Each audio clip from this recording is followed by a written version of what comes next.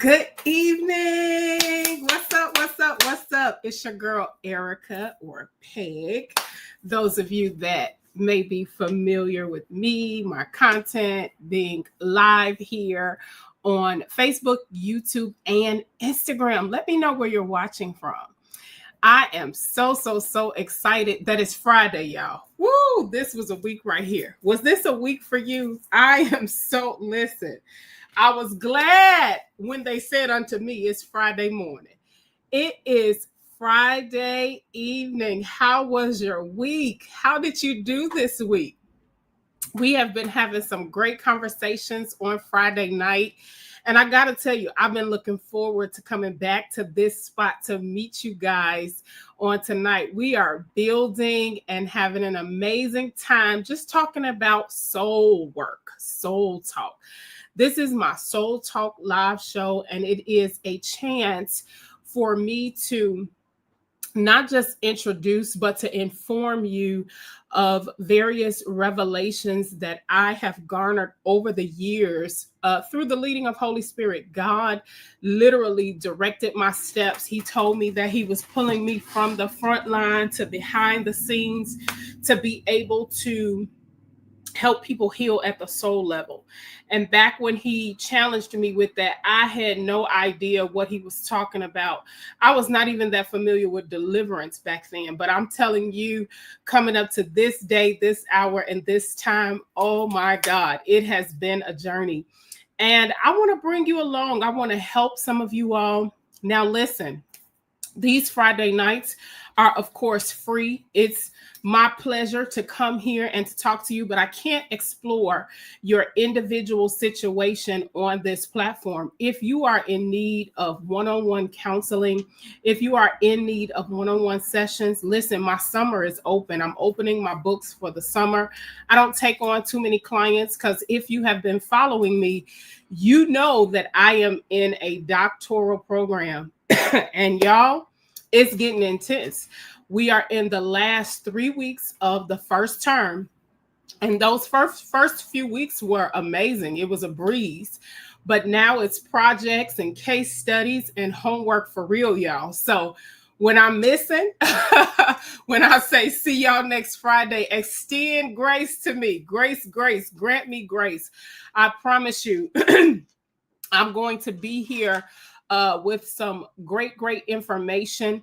One of the things that I've been sharing on these Fridays, what brought me to this point of even pursuing a higher degree in this field of psychology. I wanted to bridge the gap for those of us that love God, that are saved, sanctified, and Holy Ghost filled, but have some mental disparities, if you will. Those of us that don't trust science, that don't trust other professionals. I have learned as a prophet of God, as a pastor, that people trust me. You know, they trust me as a member of the clergy. They trust me as a woman of God. And so I needed to expand my horizon. I needed to open up the levels of understanding to which God could use me by going deeper into the field of mental health. Hey to everybody. I see you out there. Hello, Prophetess Marnitha, Janice Thompson. Hey, daughter Sylvia, Miss Margaret Eason. God bless you all for being here with me tonight. I see Florine out there, another prophet of God. Let me say this while I'm acknowledging the prophets. I love prophets. Prophets are always drawn to me. And one of my specialties is not just mothering prophets, but even counseling prophets. I help to unlock not just the gifts on the inside of you, but the pain that launches you forth, that pushes you forth. Hey, Lauren, she's another faithful watcher. God bless each and every one of you. For those of you that have been with me this month of May, we have been looking into the Mother's Edition. I think it's since Mother's Day. We have been talking about mothers. And we kind of landed last week with talking about, you know, how the Bible charges us to honor mother and father. But one of the things that I wanted you to explore was those moments where honoring mom and dad presented itself difficult or presented a conflict because you didn't have the best experience or you didn't have an experience that was honor worthy. Come on, you can talk about it. Sometimes our parents have let us down. Sometimes our parents did not give us their best selves. And sometimes our parents gave us the absolute best, but it still was not what we needed. Can you acknowledge that? That sometimes your human mother, your human father, that human relationship was good. We thank God for them, but you still had needs. You still had things that went unaddressed. And even to this day, at 20 years old, at 30 years old, at 40 years old, at 50, at 60, at 70, and so on, you find yourself still grappling at the fact that I need a hug. I need to be told that I'm loved. I need to be told that I'm doing a great job. There is nothing wrong with wanting to be affirmed. You are not vain. You are not conceited. You are not immature, because you need to be affirmed in your person. You need to be affirmed in your character. These are things that, if we're going to give mom a job under nurturing, these are responsibilities of the mother. Some of the cultivation of your emotional self happened through the mother experience. When the baby cried, it was the mother's job primarily to understand hunger, to understand, they're upset, they want some attention. And when those babies are left weeping and crying and screaming with unattended, mom not attending to them, there are some coping mechanisms that even an infant, even a newborn, can develop some coping mechanisms. We go into self-soothing. One of the things that I do, and the people around me tend to stop me, especially my daughter. You got to be real close to me to see it. But sometimes when I'm upset, or when I'm bothered, or if I'm in an uncomfortable situation, I will shake my leg, and I will do it unconsciously. I'll just go to shake my leg as a measure of soothing myself. Something in my environment has upset me, and now I'm soothing myself by shaking my leg. Do you do that? What are some of the things you do to self-soothe? That baby sometimes will suck on their tongue. That the infant will find their thumb or their fingers to suck on. They're just different coping mechanisms that even as infants we learn, and some of us are still utilizing those same coping mechanisms as full-grown adults, but not really realizing that that's what it is. Y'all, my great apostle is here. Blessings to the wonderful, amazing Dr. Sharon Peters Ruff. We love her. She'll be back soon on Soul Talk. If you have been keeping up with me, you rub your feet together. Yeah. Anointed Chan said you play with your hands. Hey, Maria Caballero. I think that's how you say that. Margaret says she bites her bottom lip. Yeah, your relationship started to blossom when you started to see your mom as a human being. Love that. Love that, Miss Maria. Love that. That's so good. So good. All right. I posted the other day, I posted some comments to kind of guide and steer our conversation tonight. I have time tonight. Listen, I'm here for you guys tonight. I have time. Let me report this while I'm out here. Y'all, my homework is about 85% done. Woo! Give me some stars, some shouts out, some hearts, some love. We're about 85% through the homework battle for the week. So I will meet my deadline. Shout it out. Okay, we got some bottom lip biters. We got some leg shakers. Oh, we have a knee patter. Yes, pat the knee. Does anybody bite their nails? Does anybody, what do you do to soothe yourself? Hey, Kiva, real estate agent out there in, I want to say you're in, oh God, it escapes me. You're in Louisiana. I think that's where you are. You're in Louisiana. Forgive me if I'm getting it wrong. Bless you. I know you've been trying to catch me. Hey, Mother Lizzie Crane. Bless you, bless you, bless you. The woman of God, Apostle Kate Robinson. God bless you. Thank you for being here with me tonight. You are in Louisiana. I knew it. Hey, Dyrell. Blessings to everybody. Let's get into the stuff for tonight. As I told you, I got time tonight. So one of the things that I posted in the comment section was, do you fight to not be like your mom?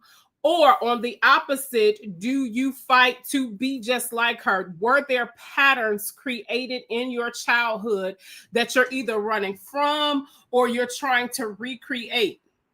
For those of you that are fighting because perhaps you had a crazy childhood, very chaotic childhood, very chaotic experiences that you had to self-soothe or develop those coping mechanisms to get through. I was listening to a TikTok and I don't know if the guy was a psychologist, but he began to talk that psychologists talk. And so, of course, it got my attention. And he said, he came for my life, y'all. He said, those of you, I don't necessarily have to go to sleep with the TV on, but I just like to. It's just a pastime that when I'm going to sleep, I want to be entertained, put something on the television. It usually watches me and I fall off to sleep and I hopefully remember to set the sleep timer. But he said, if you go to sleep to crime shows and stuff like that. He says psychologically what that means is in your childhood, it was very chaotic and possibly even stressful. And so you have built a coping mechanism to basically going to sleep to chaos. And so that's why you need that to go to sleep.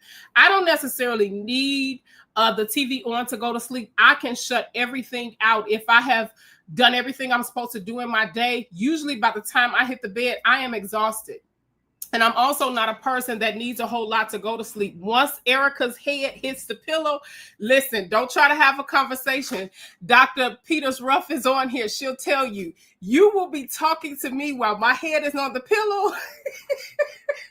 I will be out, okay? I'll be gone.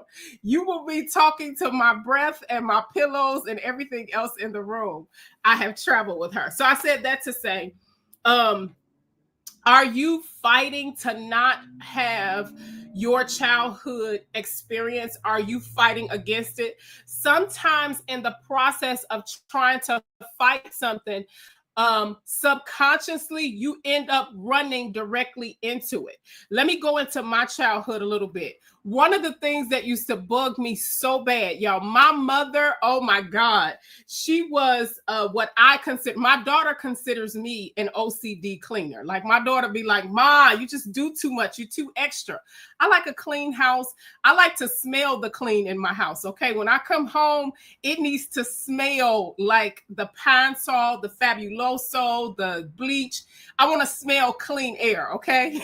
And you could probably blame my mother for this, but one of the things that my mother was adamant about was chores had to be done the way she wanted them done and the time she wanted them done. And so growing up and then raising my daughter, I was like, okay, I'm not going to do that. On Saturday mornings, you done worked all week or you've been to school all week. I'm going to let you rest in and sleep in. But guess what, y'all? Slowly but surely, I began to hear, I call my mom Barbara June sometimes. I began to hear Barbara June in my voice when I would fuss at my daughter and say, why didn't you get up? Why isn't this clean? Why isn't that done? A flash of my mom would come before me and I would just laugh. And it wasn't that I didn't necessarily want to not be like her, because my mother was a clean woman. She kept the house clean. It smelled a certain way. It looked a certain way. I got accustomed to that. That's the way that I desire to live.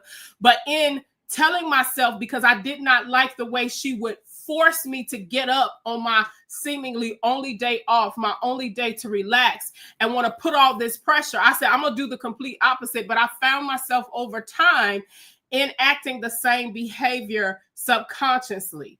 What I tell my clients that run into these type of situations, and certainly that's a lesser occurrence of a situation. Some of us have more traumatic and crisis, critical, traumatic type of events. I'm not making any less of that. I'm just trying to use an example to paint the picture for you to see. I tell my clients what you literally have to do is go back to that childhood moment. You need to go back to the bedroom when, I don't know your mama, but my mother would bust the door open if the door was closed. She would snatch covers and she would yell, and you better get up and move. So I would tell my client, you need to go back to the bedroom. You need to embody, sit in that moment of your mom snatching that cover off you. What is it that you would have liked to say? What is it that you would have liked to say in that moment? Oftentimes, the trapped pain and the trapped emotions within our soul are because we either didn't have language, we didn't have the opportunity, or we just did not have permission to speak in that hour when that thing was going on. Certainly, let me tell you something about Barbara June. Certainly, as a teenager, you were not going to open your mouth to my mama and say, lady, leave me alone. Let me sleep. I've been to school all week. I have worked a job. I'm tired. I don't want to get up right now. I'll get up in a couple of hours. You weren't doing that in my household. You were going to get up, or there was going to be some discipline to follow that, right? But whatever your case is, whatever the thing that you're trying to run from your childhood as it pertains to your mom, whether it was a tone of voice. I know for my daughter, she doesn't like yelling. And she will tell people, my mother doesn't even yell at me. Now, there are times that I will allow my voice to escalate. And she knows in that moment, okay, you frustrated to no end, and I better get my life together. But for the most part, I have always been able to talk to her with a very firm tone, and she understood business. Good evening to those of you that are just joining. God bless you. I believe this is Toya Woods, Chara. Chara, I got my package today, and I'm going to be reporting on how it works. And one day we're going to get you on the Soul Talk show, because I read my cards and there's some good stuff in them cards. We're going to get you on there. Let me go back to some of these comments and see what you all are saying. Miss K. Robinson says she keeps the TV on because she had 9 sisters and brothers and she's used to noise. Yep. Your body is used to hearing all of that activity and noise. And so when it's too quiet or too silent, sometimes your nervous system can feel threatened and you start to feel like maybe something's wrong and you start to feel a little anxious. All of these things are things we need to pay attention to when it comes to our soul health and our soul prosperity. Anointed Chan, you are fighting not to be like your mother.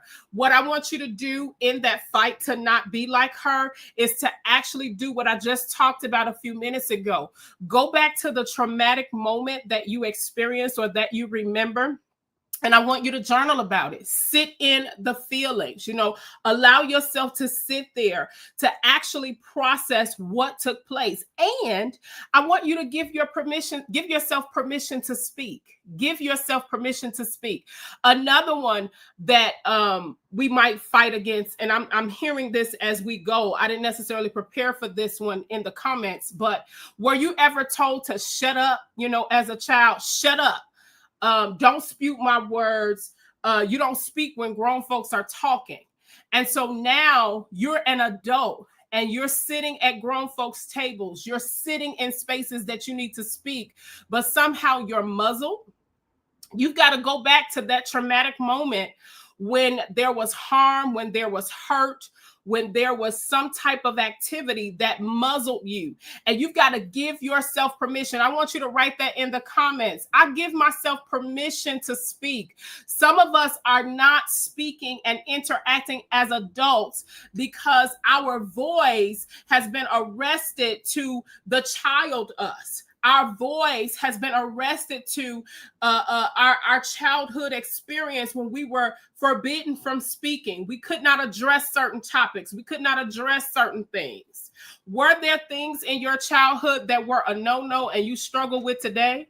Can I tell y'all that I'm a full-grown woman and sometimes I still am slow to say the word "you lying"?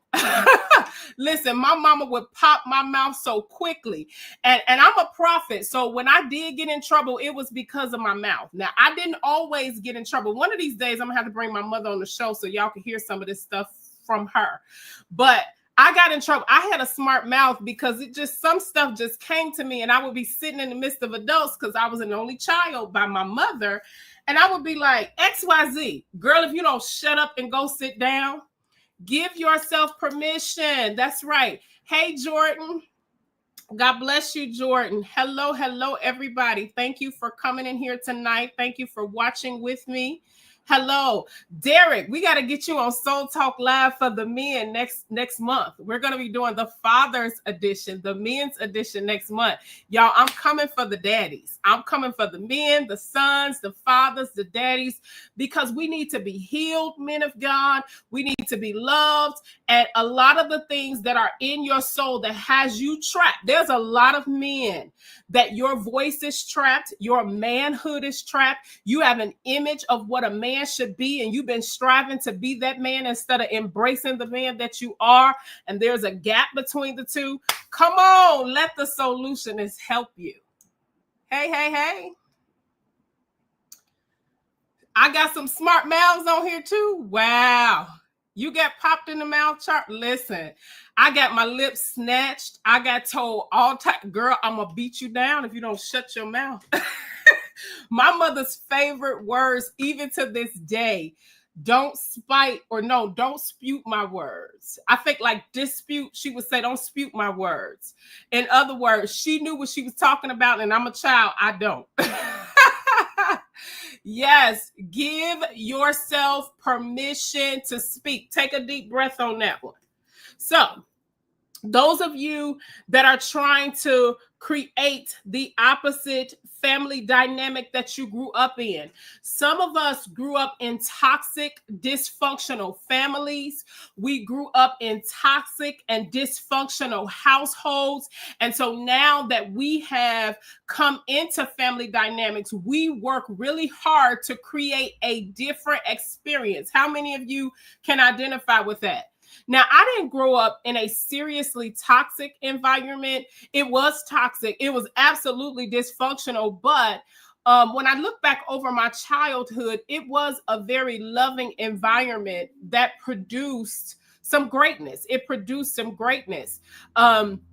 One of the things that I think about all the time when I'm working with clients, and even when I'm in a space of self-awareness about my own trauma and crisis and health, I think about a battery. I think about the fact that it takes positive and negative electrons to produce the current.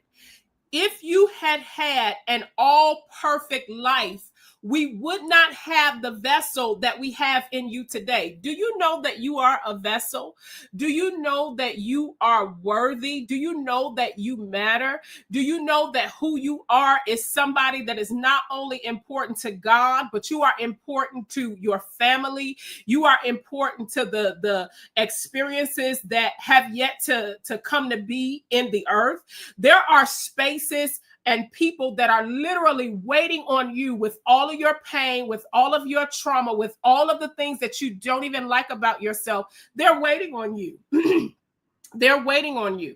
They're waiting on you to show up in your imperfect state. We work so hard on becoming perfect. I was talking to my good friend, and we had a moment where we were slow dancing. And he said, Erica, you wouldn't let me spin you. And I said, yeah, practice will make perfect. Because even in dancing with him, I realized that I had some trauma, right? I had trauma around allowing the man to physically leave me in a moment where we are dancing. Yes. See how self-aware I am. Even something as simple as a two-step dance. The man went to swing me too fast and I ain't let go. I didn't trust his move. I said that to say, when I sat in my pain, I told him, I said, I'm sorry. Practice makes perfect. He said back to me, he said, Erica, practice doesn't make perfect. It makes better. I said, I just been checked listen, you checked me on every level. Thank you for that. Practice makes better. I think we live in a society that pushes this state of perfection. It pushes that, you need to have things perfect. You need to have things set a certain way. And believe me, I am not coming against excellence. I believe in excellence. I believe in polished environments, polished settings. I believe you should work on a thing to bring it to a stage of perfection, but better. Shout better. Better is available. Practice makes better. That's not from me, but that was absolutely to me. And I wanted to bring it to you all tonight. In trying to create the opposite family dynamic that you grew up in, sometimes with your children, you can do one of two things. You can either overcompensate or you can undercompensate. What am I saying by that? If you grew up in an impoverished setting where you all struggled to have food, you all struggled to have new shoes or new clothes, and let's say you got teased on the playground about your clothes. Now you have children coming along, and because you did not deal with the emotions from the playground, you didn't deal with the impoverished setting in terms of how you felt about it when you grew up. Now you have children, and you are almost killing yourself to provide Jordans and Nikes and name brand things, and you killing the budget and them with all of this food and all of this extra stuff. Again, sometimes when we use the lens of our past to steer or to be a guide for how we're going to rear, how we're going to raise, how we're going to conduct, you can miss the mark. You can absolutely miss the mark. That's you, Miss Maria. You have overcompensated. I love the fact that you acknowledge it. You have acknowledged it. Now, let me go spiritual. Repent for the overcompensation. Repent for the spaces where you have actually allowed yourself to overutilize resources, overutilize things to make up for a deficit, right? Repent for it.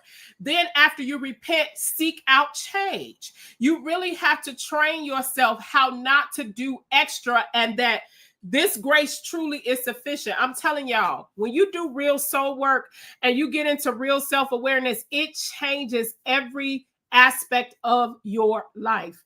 I am yet a work in progress. There is nothing about me that is set in stone.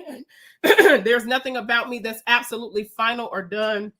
I apologize if you live in Chicagoland, you know what I'm going through right now. It's allergies. We got this funny stuff flying all around, and there's a little congestion going on. So forgive me as I cough and clear my throat. I am fine. I'm not sick. I can't spread nothing to you anyway. Let me see what some of these comments are saying. I want to make sure that if there are questions going out as I talk about different things and hit different points, I'm getting you. Hey, Brittany, bless you. I hope you and baby are doing well over there. I want to talk about Lauren. You said your mom doesn't care or respect your opinion depending on the matter. She's self-centered and controlling. I'm sorry, Lauren, that was your experience of mom. But I want to tell you this, humanize her. Because mama did not just start out on her own with these self-centered controlling behaviors. Those are actually coping mechanisms that she's developed, possibly because of the disappointment and the failures that she's encountered in her life. Nobody that we experience when it comes to rude and harsh behavior and language and how they interact with us, nobody just came out like that. I promise you, if you trace their history, which we are not always fortunate to trace the history of a person, but if you trace the history, you're going to see that somebody did something to them, or there was a cycle that began, and this behavior was a mechanism that was established over time to protect themselves. Darrell says she needs to sleep with a comforter regardless of temperature. Listen, you need a comforter. Guess what I need? I need a weighted blanket. I don't know what it is, but I think definitely in my late 30s and 40s, it's something about having the weight and the pressure. Now, listen, y'all, getting into the 40s, I'm going to kick that blanket off. You don't want to see me around 2 o'clock in the morning. 2 o'clock in the morning, I'm kicking it. Listen, don't get in the bed with me because I'm kicking everything off and moving everything away. But when I first lay down, especially if I'm cold, I need a weighted blanket. It just helps me feel secure. It helps me feel secure. Jordan Gamby, it's so good to hear from you as well. Okay, I don't think I missed any other comments. Wait a minute. Beverly LaSure says she grew up in a house where her mom worked and worked.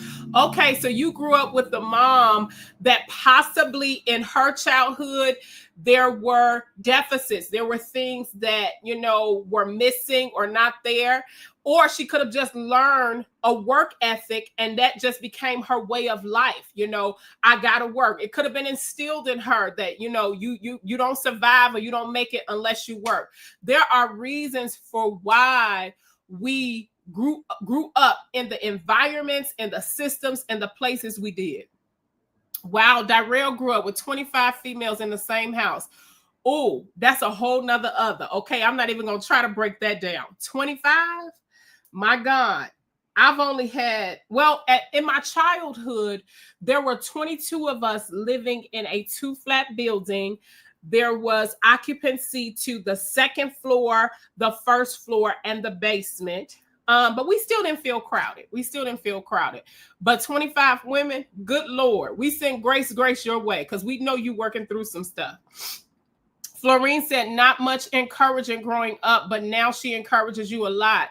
That's so good, Florine. I'm so thrilled that you were able to kind of make full circle with your mom to get some of those things that you need. Do not be afraid. I want you all to put this in the comments. Do not be afraid once you realize that you have a need to ask for it. Don't assume that people know what you need. I ask people for what I need. I need words of affirmation. Tell me how you feel about me. You know, tell me, have I done anything meaningful for you? Tell people what you need. Afraid to release the authority. Tanel says, afraid to release the authority. I'm probably seeing the comments delayed. Yeah, this is 10 minutes ago. Tanel, come back and tell me what you're talking about there if you need me to elaborate on that. Okay.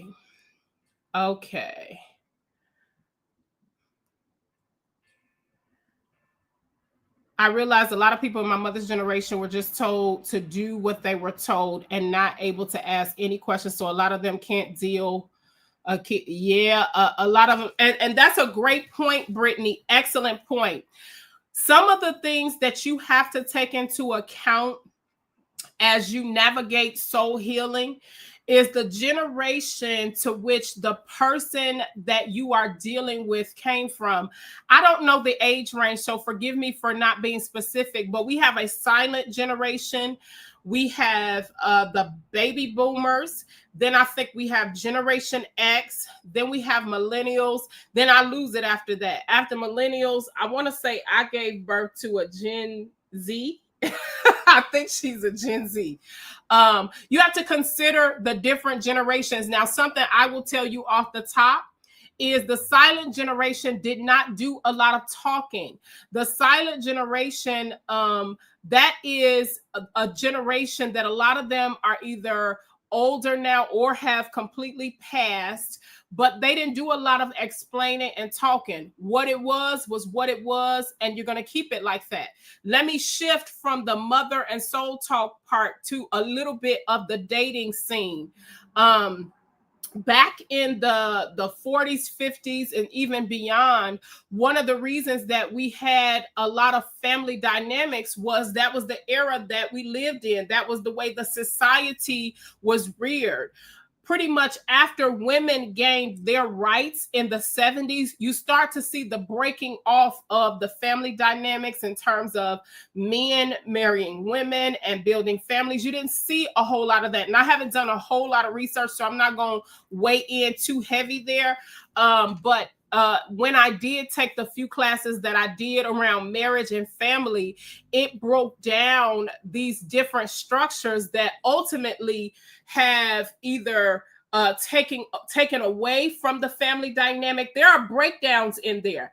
Certain things, certain emphasis in society, like for instance, in 2008, when, I think it was President Barack Obama, he made it lawful for same-sex marriages to take place and for them to get the same laws and rights as a heterosexual couple. That brought a lot of change. That introduced a lot of change into the family dynamic in terms of the husband and the wife, which was the original context for family. Now we have all of these different family dynamics. We've got a bunch of single women that are looking for husbands.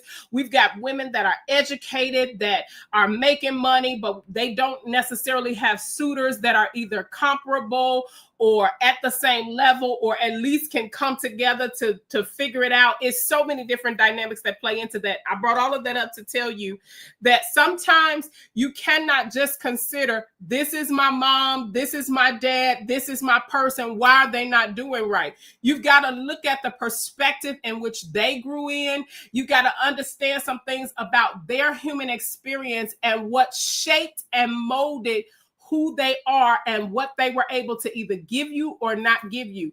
It's not just as simple as, well, this is a mom, so a mom should do this. If it were that easy, we would have more successful mother-children relationships. You would see more things across the board. Jessica, I want to say your last name is Jolly. I could have messed that all the way up. Forgive me if I did. You grew up with a sick mom and she was forever in the hospital. Even after birth of me, grew up lonely. Oh, Jessica, I just want to hug you. I want to hug you, Jessica. I'm so sorry that your mom's health took away that experience for nurturing.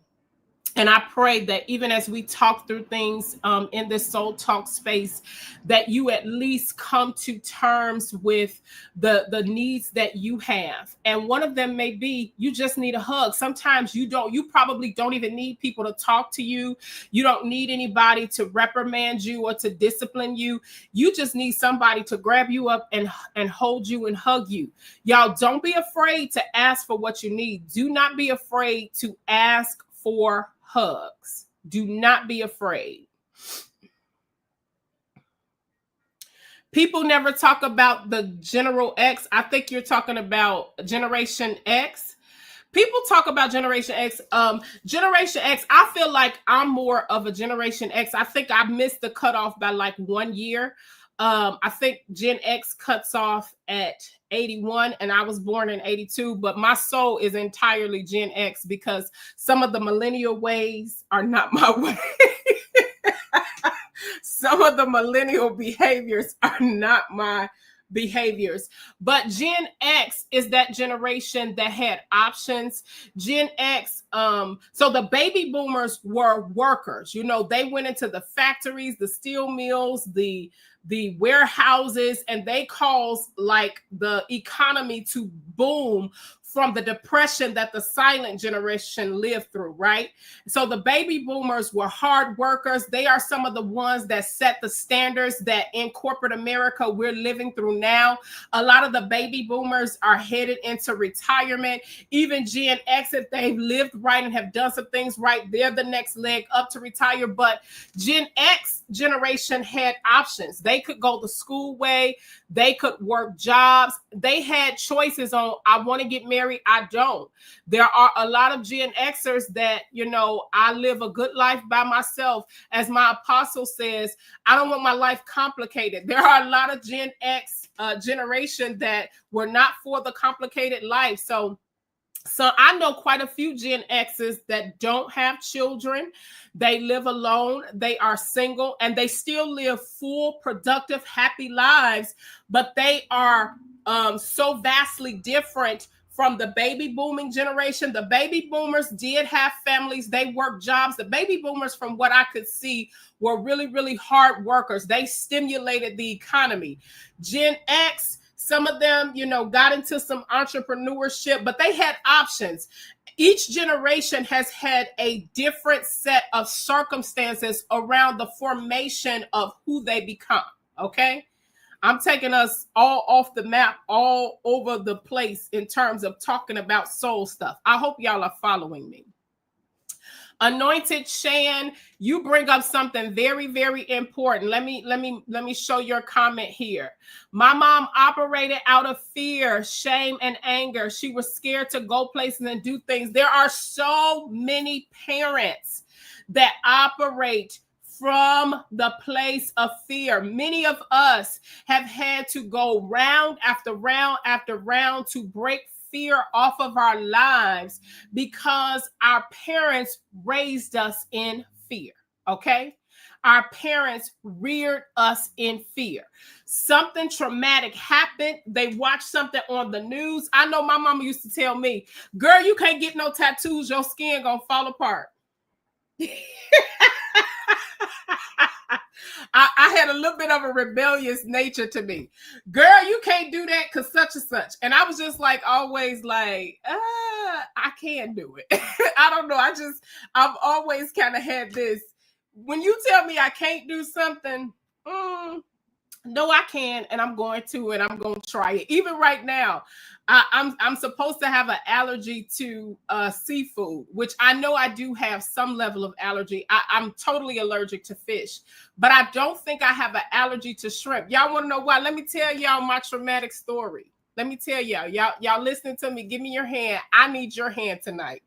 So I don't remember if my mom was tested. I think she discovered that I had allergies to things in her pregnancy because she tried to eat fish and could not keep it down because, I rejected it. So from the womb, I have literally had certain allergies. But Barbara June, she wasn't buying. One of the favorites in our household was like Chinese food. And on Friday nights, when you didn't finish work, you were getting, outside food. You would get the McDonald's Happy Meal, you would get Chinese food. Well, my mother got shrimp fried rice and she got regular egg rolls. So I know for a fact I ate shrimp as a child.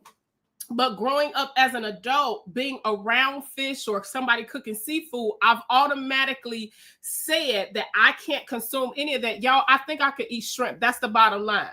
Under that defiant nature, I really want to try to eat some shrimp. But my mind tells me, girl, before you go and eat the shrimp, go get another allergy test just to see if you have an allergy to this. I said that to say, y'all take my hand.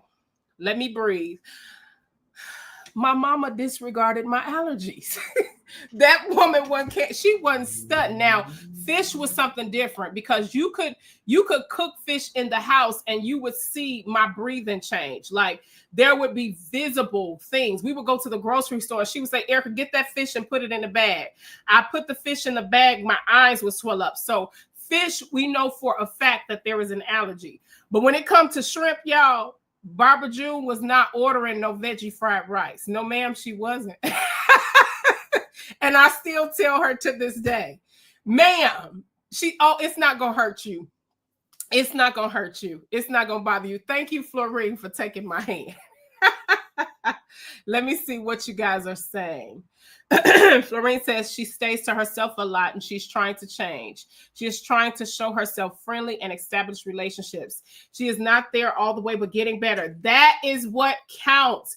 That is what counts. Work at it every day. Show yourself friendly. But can I say something about that, Florine? Don't just show yourself friendly in opportunities that come to you.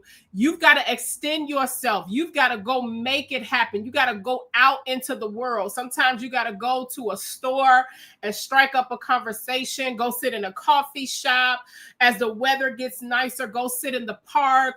Walk through the grocery store and talk to people. Sometimes you cannot wait for the invitation. You got to bring the invitation to you. Y'all blessed tonight? Y'all want me to keep going? We 45 minutes in. I told you I had time tonight. Is this helping anybody? Is this talk, is this conversation helping you? Lauren said her parents, she grew up without a dad, didn't pour, instill, or push her to her potential, and they still don't. Well, quite frankly, Lauren, your parents can't even do for you what wasn't done for them. Did they have someone in their life to push them to their potential? You know, I was driving past the graveyard and I was thinking about that statement that's made so often about the graveyard is the wealthiest place in the earth because there's so much potential that's there. I think what you should focus on, opposed to sitting with the concept of what they didn't do. Thank God that they did the most important thing, which was come together to get you here. Sometimes all our parents have the ability to do is create us. They got us here. You know, they could have got rid of you. They could have decided when you were in the womb, nope, this baby ain't gonna make it. But because you made it to this point, maybe that was the best that they could do. Maybe that was the best that they had to give you. And in that, take a deep breath. Give me your hand. Give me your hand. It's okay. We forgive them for what they were not able to do, but I'm going to tell you the truth. If I did not, one of the reasons that I decided to go back to school to pursue degrees was because when I got pregnant with my daughter at the age of 21 and I gave birth to her and I looked in her little face, I said, one day I'm going to demand that you go to college and that you finish. And then I looked in the mirror and I said, how dare you demand of her what you've not walked through to even say, I can help you, I can lead the way, I set the footprints. So I placed a demand on myself. During her elementary school years, I just worked. But when she got in high school, I placed a demand on myself that you have to finish your bachelor's degree. You have to get a master's degree because you want to pave the way for your daughter. You want to be able to look at her and not just tell her she could do it, but she saw my war wound. She saw me stay up all night. She saw me cry. And she also saw me graduate. She saw me move the tassel from the right to the left. She saw me sit with papers and shake and be nervous. She saw me get bad grades and be frustrated and down. But like I said, she also saw me graduate.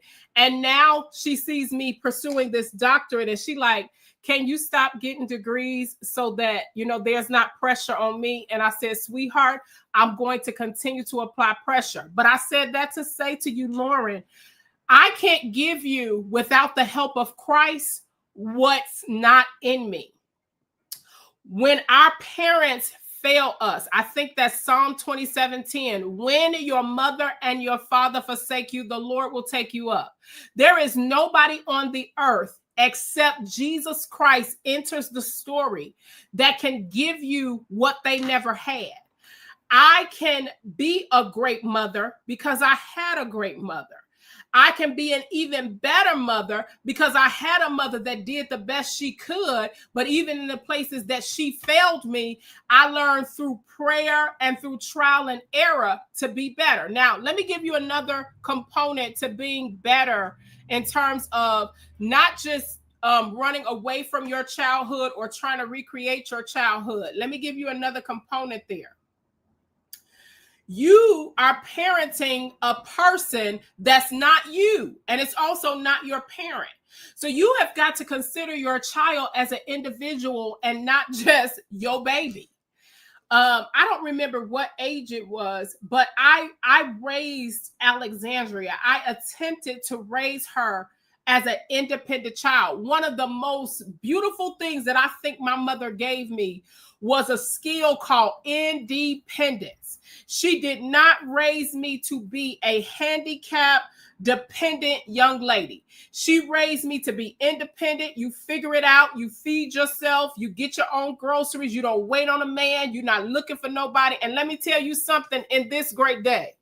Woo! On this Friday, May 23rd, 2025, I am so grateful that that woman, that single mother, raised me in a way that taught and demonstrated independence, because when I got saved, I learned interdependence. See, those of us that are saved, we don't just, walk into this independent salvation. You do need to be independently saved, which means your salvation should not be contingent on another human being's experience of God.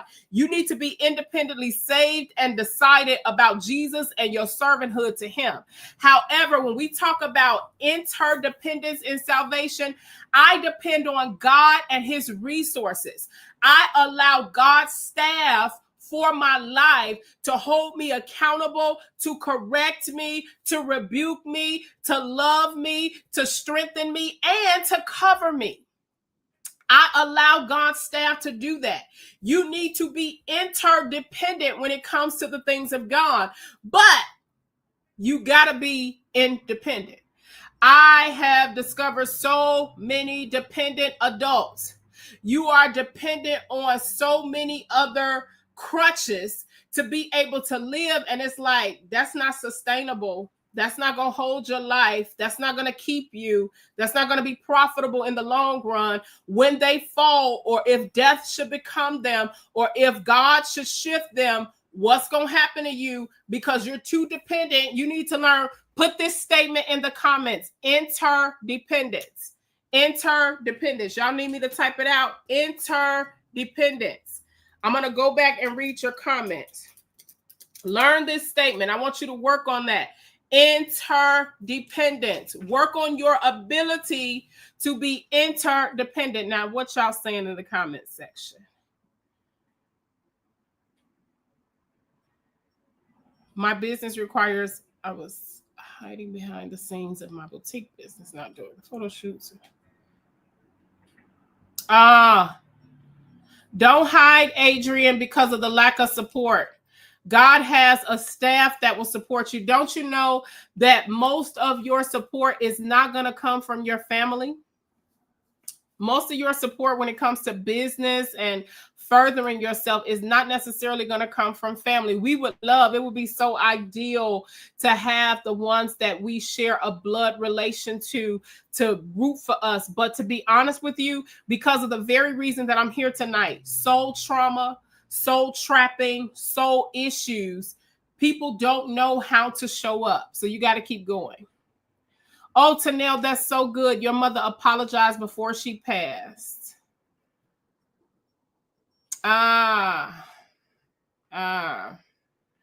You were hit often and found out that at 38 that you were having internal seizures. Wow. I'm so sorry that was your experience. Let me just do this right quick. On behalf of all of you that suffered traumatically in the areas of mom or at the hand of mom, as a mother, I want to stand as a surrogate and a proxy tonight. I am so sorry that you were not mothered and nurtured and held to the capacity that you needed to be fully developed in your emotions, in your person, and in the nature in which God intended. Please, please forgive. I am so sorry on behalf of your mothers. Had they known better, they would not have done better.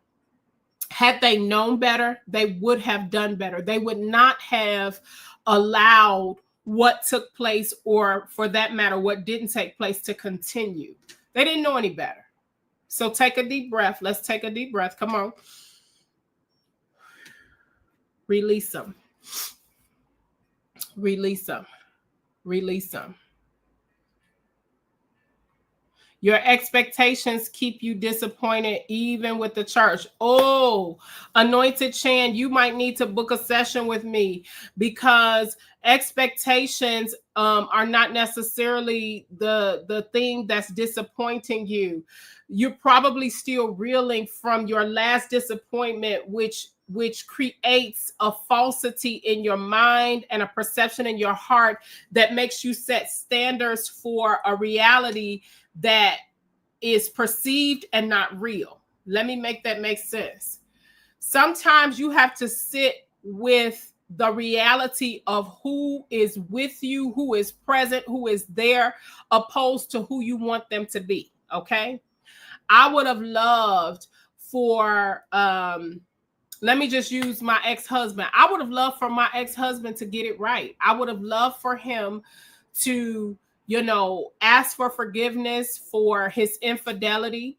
to come back one to God, recommit himself to the Lord, then recommit himself to me, and to get inside the marriage so that we could have had the destiny that was prophesied over us, the destiny that, was spoken. I would have absolutely loved that. But the truth of the matter is, by the time my ex-husband got to me, he had so many coping mechanisms and so many standards around his life that spoke louder than his experience of me. And so I had to sit in the reality of who he was. This man was institutionalized before we met in his 20s. He was institutionalized. He had already been through a system that had basically caused his brain cells to deteriorate. So he was not able to embrace new without it causing trauma and bringing up that lust after the old. I said that to say, Anointed Chan, take a deep breath. You probably need to go into soul awareness, go into self-awareness, and check some things about the deficits in your life.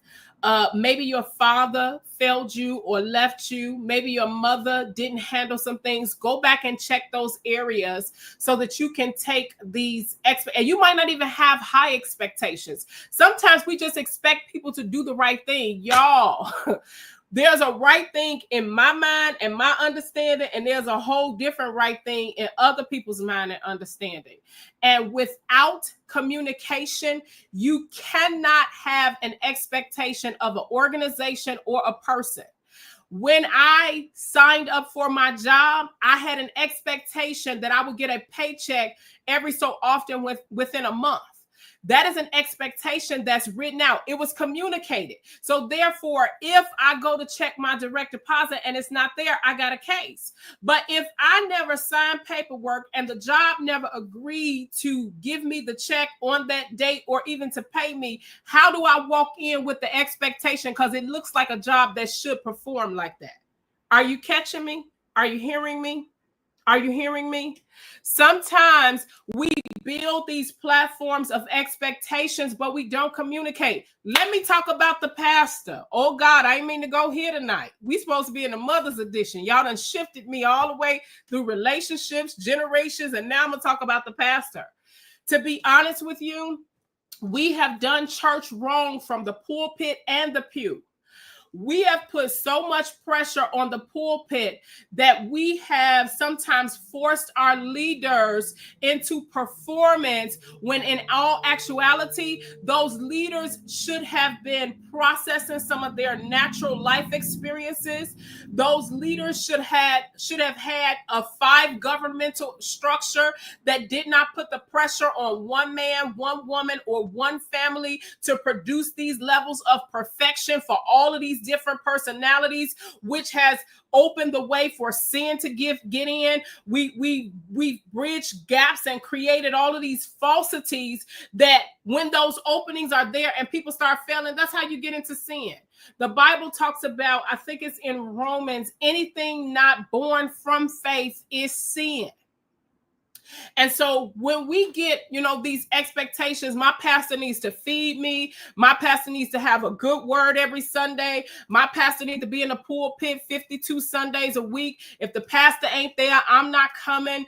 I don't know why the pastor let this happen. We put all of these different standards and expectations when we don't even consider your pastor is human. Your pastor goes through some of the same things that you go through, and sometimes worse. Oh God, help me tonight. Oh God, help me tonight. I can talk to you about the pastor's edition. I can talk to you about the church edition. I could talk to you about it. And some of us have wrong expectations. Let me get to my next point. Y'all, I'm an hour in, but I'm enjoying this. Are you enjoying it? Share it, like it, comment. Share it, like it, comment. If you are enjoying this Soul Talk time with me, I'm just simply here to help the people. I want to help you heal. at the soul level. I don't want you to continue to repeat cycles. I don't want you to continue to fail in relationships. I'm not just talking about romantic relationships. We fail in friendships. We fail in family ships. We fail in business ships. We're failing in relationships because our souls need to be healed. One of my favorite, I'm the poster board girl for this one. Self-awareness is key to healing. Without self-awareness, you are fostering a hypocritical style of healing. It's not going to be real. It's not going to last long. In order for you to truly heal from your soul, in order for you to truly heal from your soul, you have got to take a step and a walk into vulnerability with yourself. You have got to see yourself. You have got to pay attention to yourself. You got to acknowledge yourself. What do you mean, Prophetess Erica Goldman? You got to acknowledge you, what you did, what you didn't do. You got to acknowledge you, what hurt you, what's your pain. Do you even know what's wrong with you? Let me ask that question. Do you even know what's wrong with you? One of the questions that I pose often to my clients is, I'll say to them periodically in one of the sessions, if you got this laundry list of problems. Okay, if you were to get a person that could satisfy and resolve everything that you just listed, or everything that let me take it here. If you had a person to approach you to say, everything that's wrong with you, I want to fix it. I want to make everything in your life to the place where you can live a free and pleasurable and wonderful, joyful life. Do you even have an account of what that looks like? Do you have an account of your debt? Do you have an account of your health record? Do you have an account, of your spirit man? Do you know what you have need of?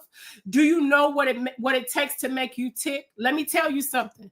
If you cannot answer the questions that I'm asking you, then you need to stop talking about everybody else. You need to stop talking about what's wrong. You need to stop talking about what God is not doing, and you need to pay some attention to yourself. I can give you Bible for it. Let's take a walk in the Word. Let's go all the way back to Genesis. Remember Adam and Eve? Once they had sinned and then they sold clothes or they sold leaves together to make themselves a covering because they realized that they were naked. And God said, who told you were naked? Why are you hiding? And this, that, and the other. When God spoke to Adam about his behavior, what did Adam do? How did Adam respond? His first thing was, this woman you gave me. Because Adam did not step into awareness, acknowledgement, and accountability, and he shifted the blame to the woman, I think he upset God. I really do. I think he upset God, and God was like, yeah, you get ready to till this ground. I heard some other language in there, but I'm not going to give y'all that. This is a clean show. You're going to till this ground tonight, sir. You will know what it is to till the ground and to work until you sweat. You were not supposed to know work. But since you refuse to, at the very least, take accountability, and then you're going to blame me, he blamed God first by saying, this woman you gave me. Then he blamed the woman. Then he blamed God for giving him the woman. In other words, he was telling God, you put me to sleep and gave me something I didn't ask for, and she brought trouble to me, instead of standing in his own lane and saying, you know what, God, you told me clean to stay away from that tree, and I ate it. I'm sorry. I repent. I wonder where we would be in Eden if Adam had taken accountability, if he had simply just been accountable. Let me say this to you tonight. It's impossible for you to experience healing if you cannot, at the very least, face self and take accountability for yourself. You have to take accountability. You have to say, you know what? I realize that I allowed myself. I realized that I didn't speak up. I realized that I didn't set the boundary. I realized that, I wasn't aware. I was ignorant. I didn't know. You got to take accountability. You got to be aware. Let me go back and see what y'all saying. Self-awareness is necessary. Hey, Rebecca, bless you.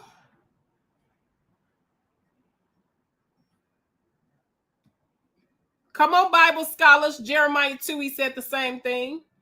To be transparent, you asked God, was he mad at me because of the way I was? I repented to God.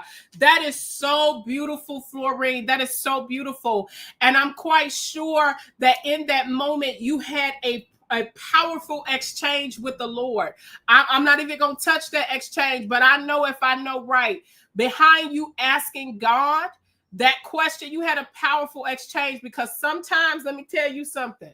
We like Adam and we blame everybody else. There are some of you that are watching this and that'll watch it later, that you're in a space where you still blaming mama, you still blaming daddy, you blaming ex-husband, you blaming kids' father, you blaming kids, you blaming everything around you. You blame the boss at the job, you blame the job, you blame everything, but you never take accountability for yourself. Can I tell you something? You are involved. You are the common denominator in every circumstance and situation there was.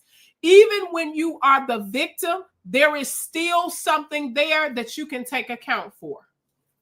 There is still something there that you can take an account for. There's still something there. You know, I've talked to clients that have had molestation things. I've talked to clients that, you know, have been violated. And even they will say, I don't know why I didn't share anything. Now, there is no harm or foul, you know, when you're a child. But the point that I'm trying to get you to understand is, if you want to heal, you've got to come into a level of awareness of self. And that awareness should bring you not only to acknowledgement, but accountability. Put that in the notes. Put that in the notes section. My ability to be self-aware brings me into acknowledgement and accountability. Let me type it for y'all. Awareness, acknowledgement, and accountability. This is what you need to heal. These are the components that you need to heal. You are not going to walk into any degree of healing. You're not going to walk into any measure of prosperity from the soul level if you don't have these three components. You got to see you. Why do I have to see me? Because when I see me and I begin to allow God to work on me, it conditions me for how to see, do, and handle everybody else. What's the best commandments? Pharisees to Jesus, Sadducees to Jesus. What's the best commandments? What's the best of Moses' laws? Love God with all your heart.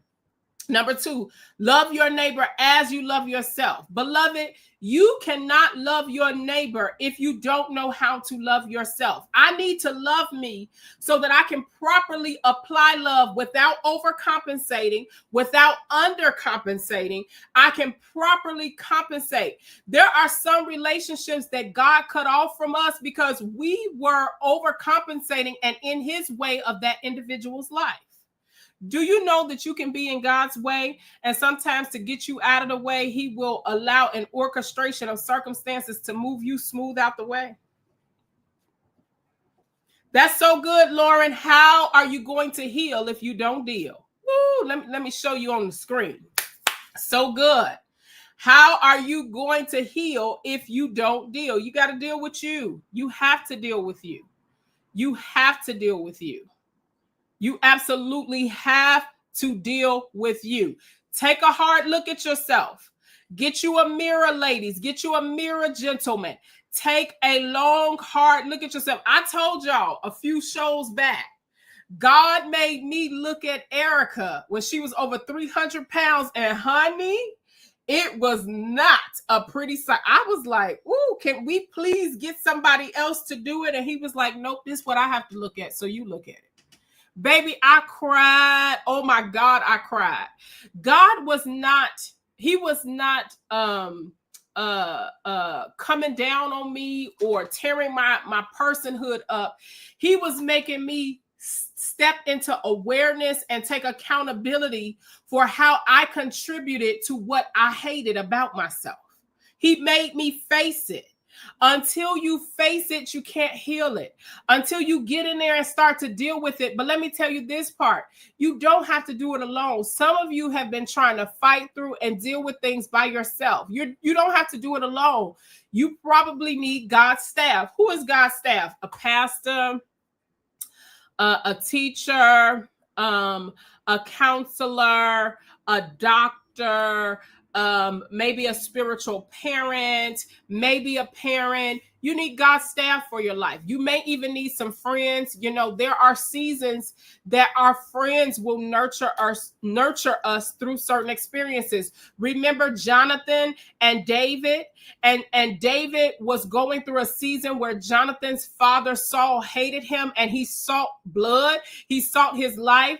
God allowed their friendship to bring David to cover him, to secure him, to get him through a rough time. Remember, Jonathan warned David of his father's wrath. He helped him get through that moment. So you need the staff of God. Write that in the comments section. God's staff for my life. In your prayer time, I want you to ask God to reveal who his staff is. Now, let me punch you in the throat.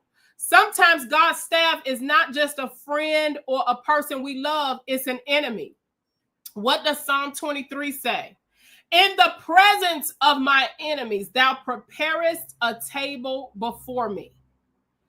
God will allow Peninnah, come on, she was a provoker. She provoked Hannah.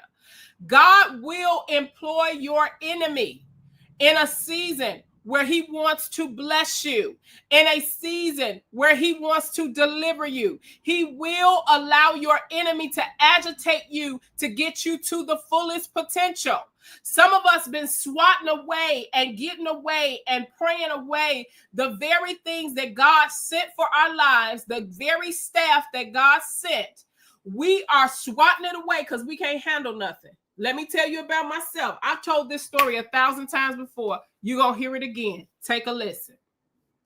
When I got the job that I work now, it was May of 2018.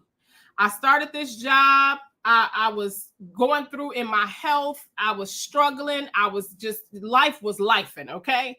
I was so grateful to get this opportunity, but my boss was mean as 10 junkyard dogs. Oh my God, there was no satisfying the lady. She would shoo me away with her hands. It just was horrible.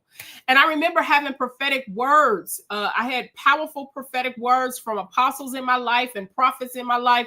But at the time, nothing was making sense because I was dealing with the stress of interacting with this woman every day. Well, I quit the job because I was like, this is just too much. And in quitting, I had started to go through some very strong health issues. And I decided, you know, my peace and my state of being, my mental health is more important than this job. I'm just going to go back to school and figure it out. Like, we're going to wing it. Well, somebody say grace. The grace of God was there and available to me. But actually, that boss ended up being such a pivotal part of my story. She was considered an enemy because she agitated me and she aggravated me. But I would not have come into the level of prosperity, even financially, that I have now had she not been there. In the presence of my enemy, thou preparest the table before me. Sometimes when you have enemies that show up, when you have people that are aggravating you and agitating you, it's not just a stressor to your human experience. You better ask God, what's the purpose for this person here? What lesson am I supposed to get? What point does this thing have in my life?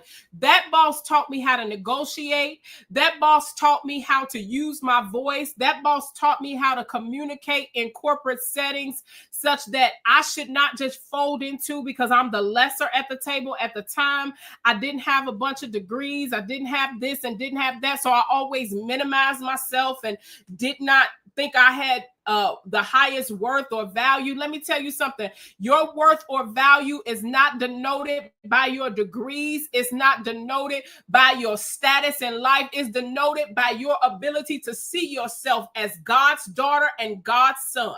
When you walk in a room, you've got to own that room. When you sit at the table, you've got to sit at that table knowing I belong here. God placed me here. It just enhances your own self-worth and value, your own outlook. When you get the degrees, you now know, yep, I worked hard. I stayed up and did those papers. I stayed up and did the research. I stayed up and studied. I put in the work, so I own it. But that woman and that season of my life, can I tell y'all, I miss her today. That woman had a structure about herself and a work ethic that literally transformed my life. And it was the catalyst for me financially. I'm talking about, I don't make a whole bunch of money, but the little bit that I do make was because that woman, literally, she was employed by God. God sent her. God positioned her. God put her together. So stop shooing away your enemies. God allows your enemies to be appointed for a season, for a such time. Is this blessing you? Okay. Self-awareness was that one. Have you learned to acknowledge your pain, your needs, your want, and still honor your mother, although she didn't cover all bases?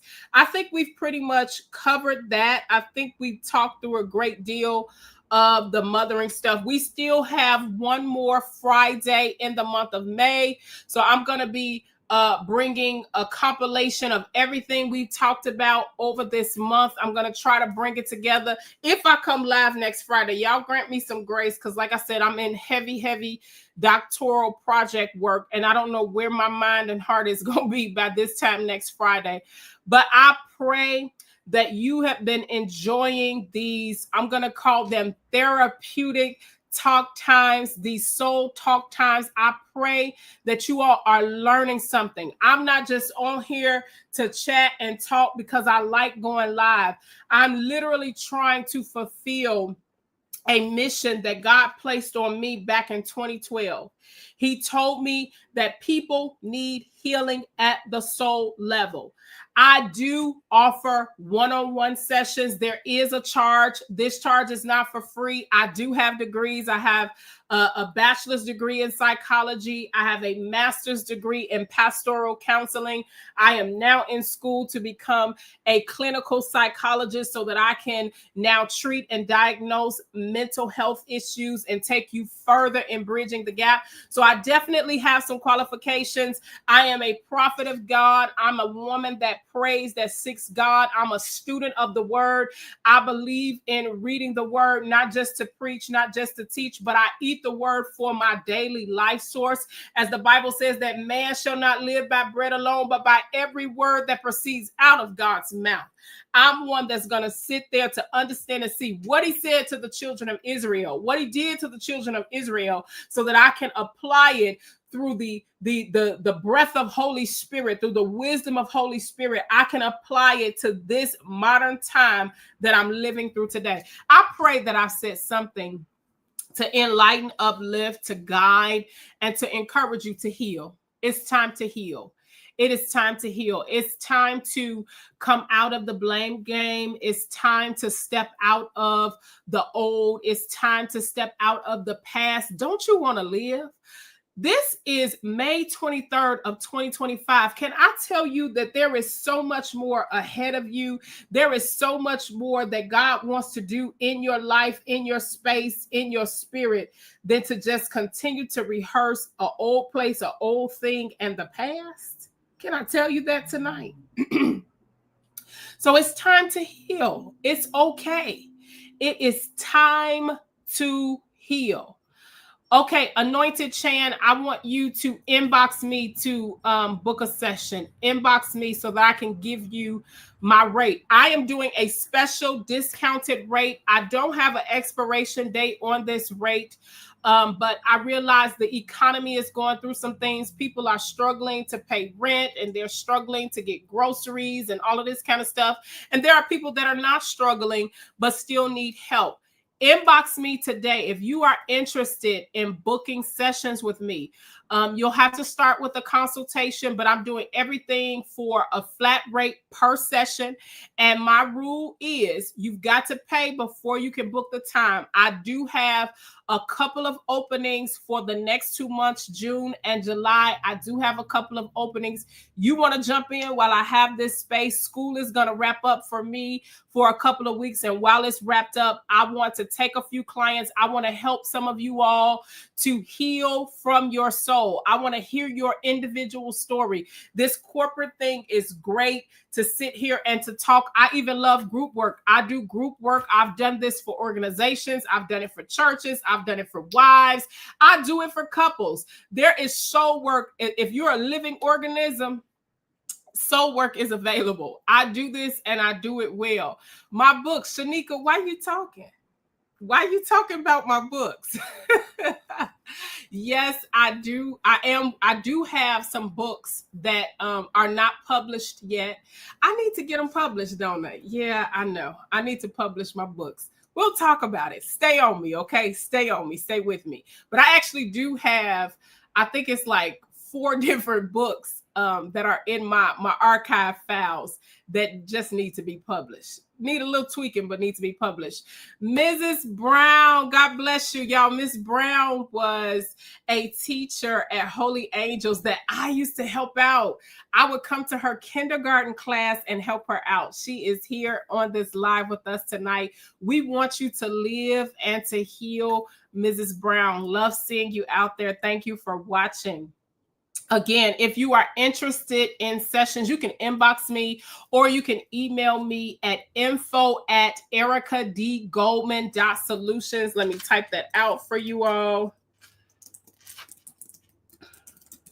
I'm typing on the wrong thing.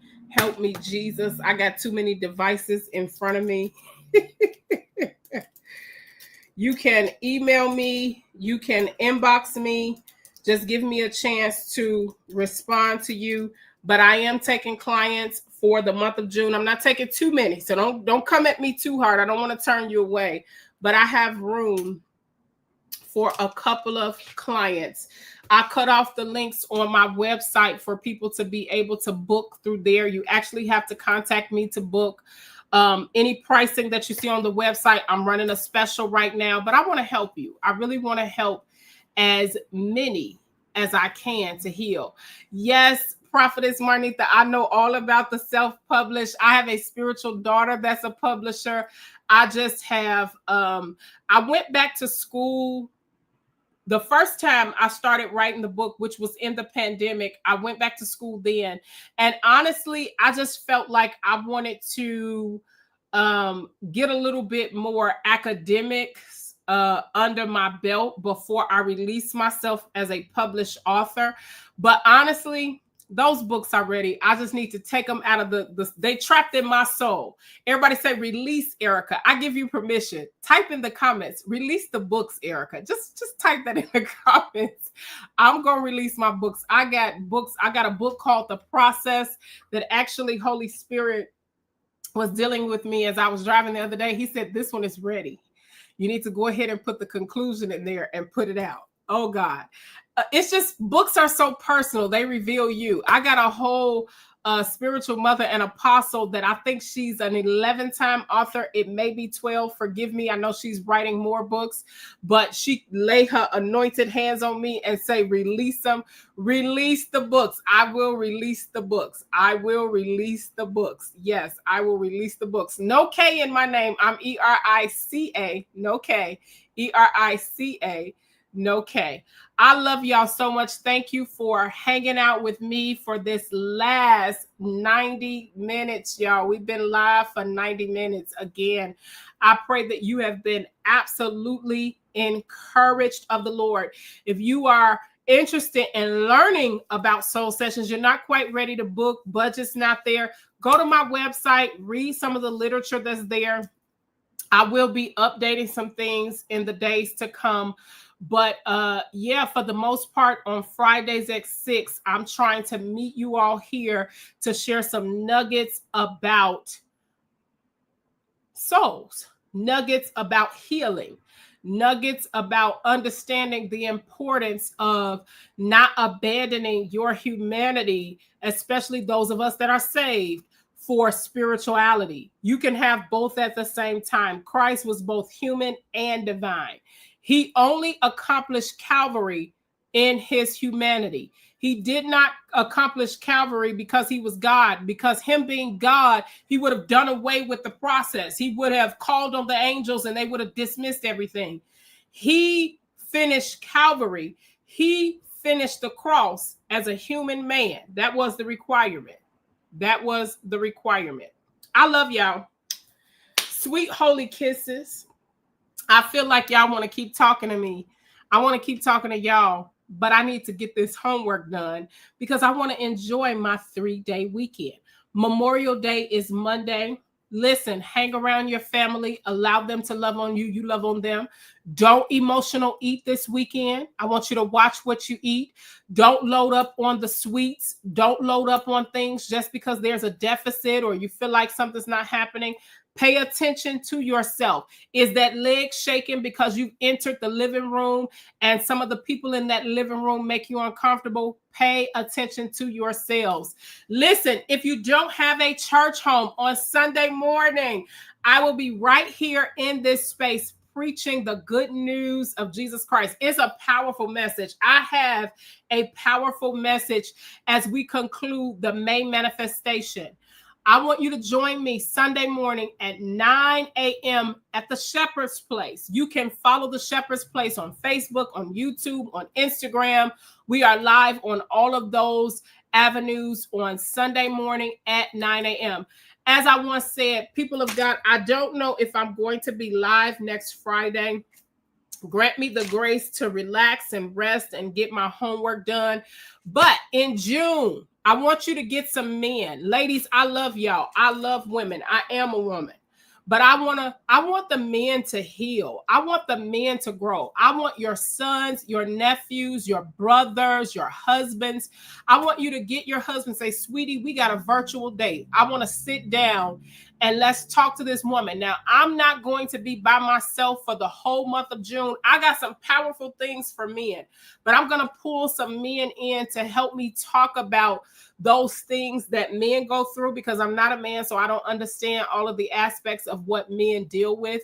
But I want you to invite the men. It's time for the men to heal.